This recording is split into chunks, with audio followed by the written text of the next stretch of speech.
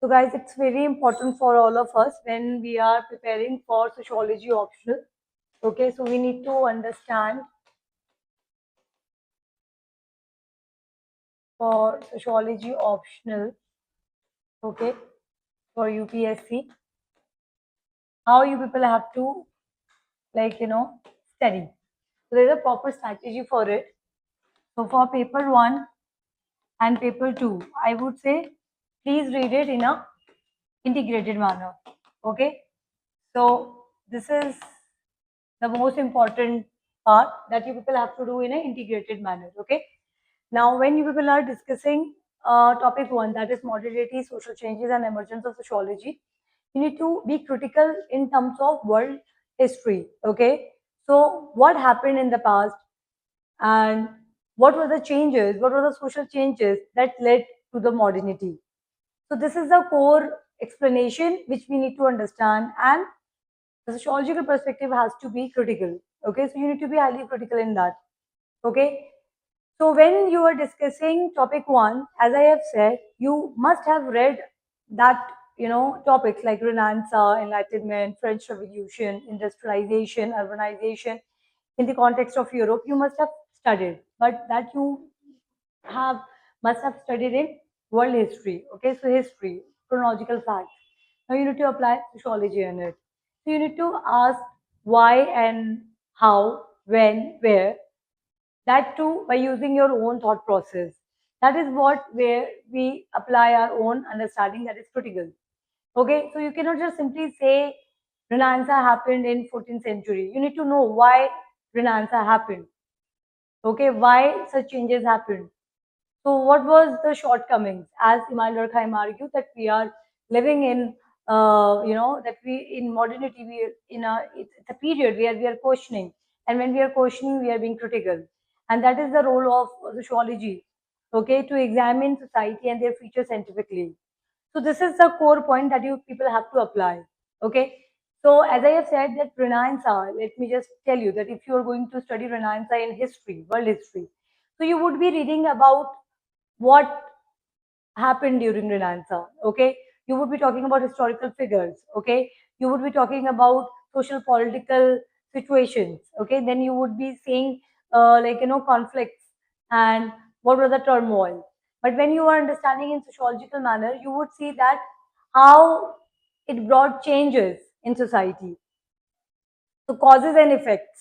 Okay, so why we need to bring an era where we are talking about rebirth, rebirth of what? Why intellectuals thought that they need to revive their intellectual, antiques? Why they do have to understand that something is wrong? Why they wanted to explore their past, their history? Why they were reviving their past, basically? And why they were using romanticism in order to ask questions, why they could not actually challenge the monarchy or church, and in those conditions how did they brought changes. Okay, same way the enlightenment. When you are talking that enlightenment is a scientific age, it's about scientific temper, how did that came? Renaissance followed by enlightenment.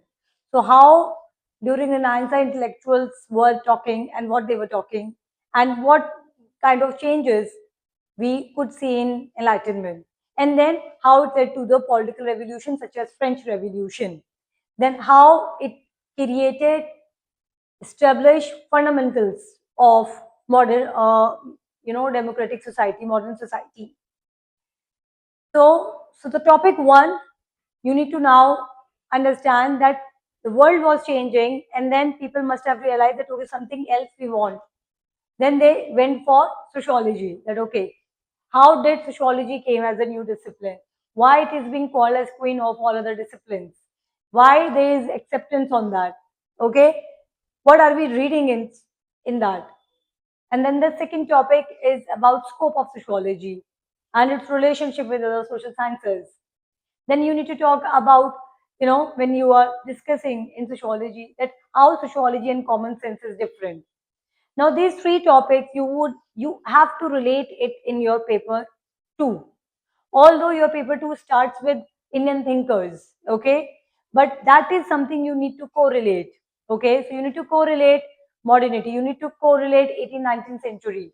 So when G.S. Ghurye was writing, what was modernity in India look like? Why Srinivas talk the way he argued that India is not static, India is changing in nature, okay? Then why Desai brought a point that we need to apply Marxism to understand Indian society. It is so very interesting whenever, I relate sociology and I read, I understand that it is just not about reading some thinkers, and it is not at all about just cracking this exam. I believe that if you would, be honest in reading the sociology, okay, you will become critical and you will write your thoughts on your own by being rational. And you would see that after that, all you need an average writing skills, okay, average vocabulary.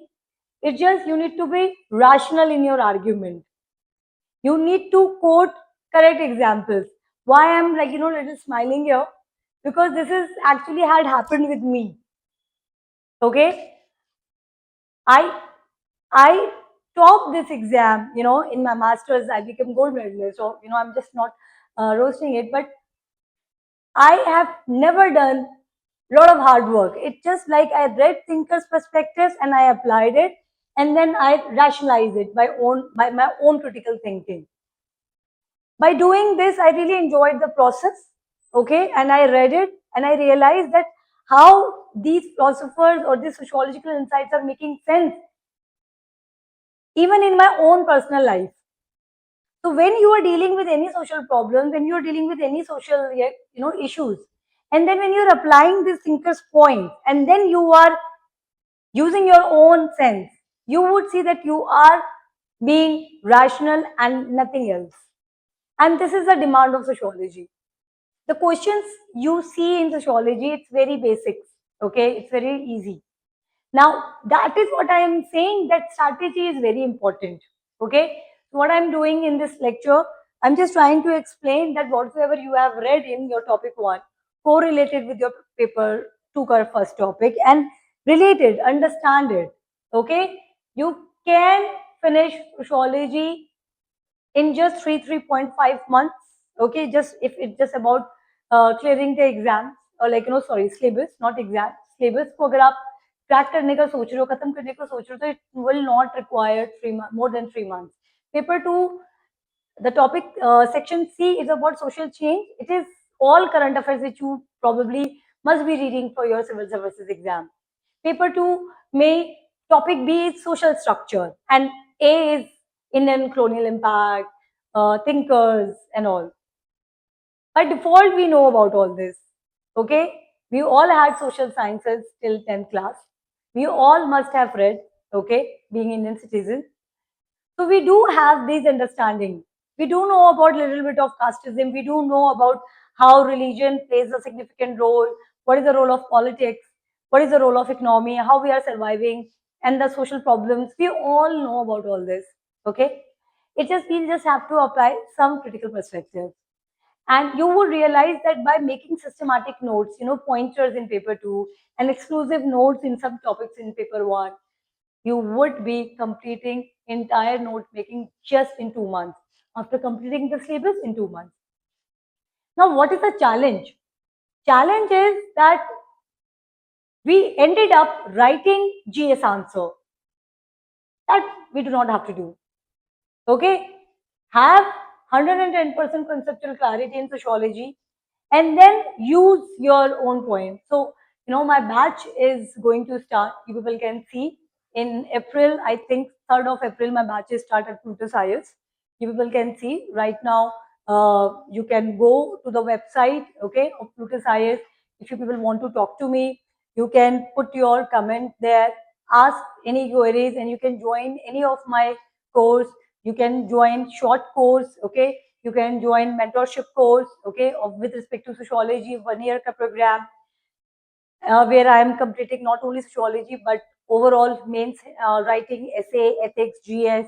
Okay, so you can get help in that. So you people can join my course, like whatsoever batch is available, and then you can see that how with correct guidance you people can get good marks in this optional.